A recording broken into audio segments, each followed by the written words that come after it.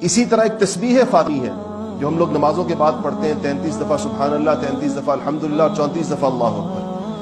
آپ صلی اللہ علیہ وسلم کے پاس لونڈی اور غلام آئے تھے کہیں سے، اور وہ مال غنیمت تھا، تقسیم ہو رہا تھا، تو حضرت فاطمہ الزہرا رضی اللہ تعالی عنہا کے ہاتھ کے اندر چکی پیستے پیستے آپ کے ہاتھ کے اندر گٹھوں کے نشان پڑ گئے تھے، آبلے پڑ گئے تھے ہاتھ کے اندر، اور اس مشکیزے میں پانی جہاں سے لے کر آتی تھی اس سے سینے کے اوپر اس مشکیزے کے پٹے کے نشان آپ کے سینے کے اوپر پڑ گئے تھے۔ اس مشقت کی وجہ سے کسی نے ان کو کہا کہ جاؤ، حضور صلی اللہ علیہ وسلم لونڈیاں اور غلام تقسیم فرما رہے ہیں، کوئی ایک لونڈی اپنے لیے بھی جا کر مانگ کر لے آؤ تو تمہاری چکی پیسے گی اور پانی بھر کر لائے گی۔ تو آپ گئیں اور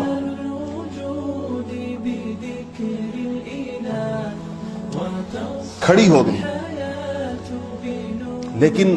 روایات میں آتا ہے کہ حیا کی وجہ سے کچھ کہہ نہیں سکی، باپ سے کہہ نہیں سکی کہ مجھے بھی عطا ہو۔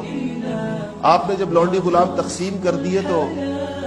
پوچھا شام کو ان سے کہ فاطمہ تم آئی تھی کچھ پوچھنے، کچھ مانگنے، کچھ کہنے کے لیے آئی تھی؟ تو کہا رسول اللہ میں آئی تو اس لیے تھی، میں کہہ نہیں سکی، اور اپنے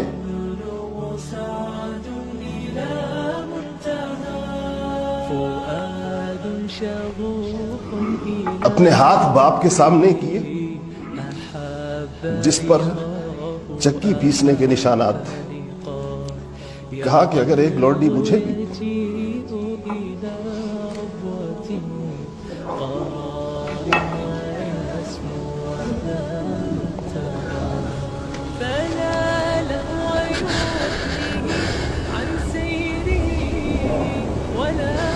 اللہ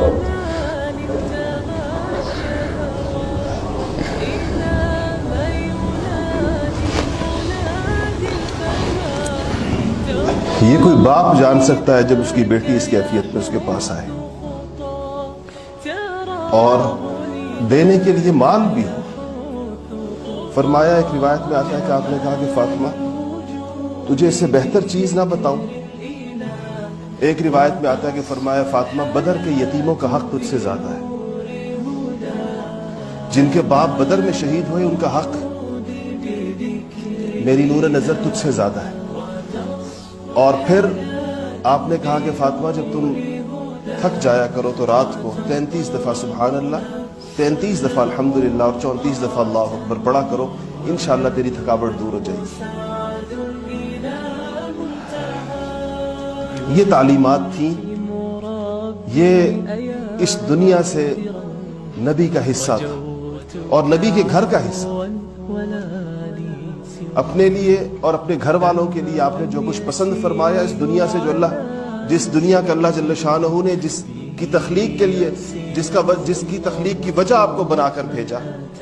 اس سے رسول اللہ صلی اللہ علیہ وسلم کا اور ان کے گھر والوں کا حصہ یہ تھا۔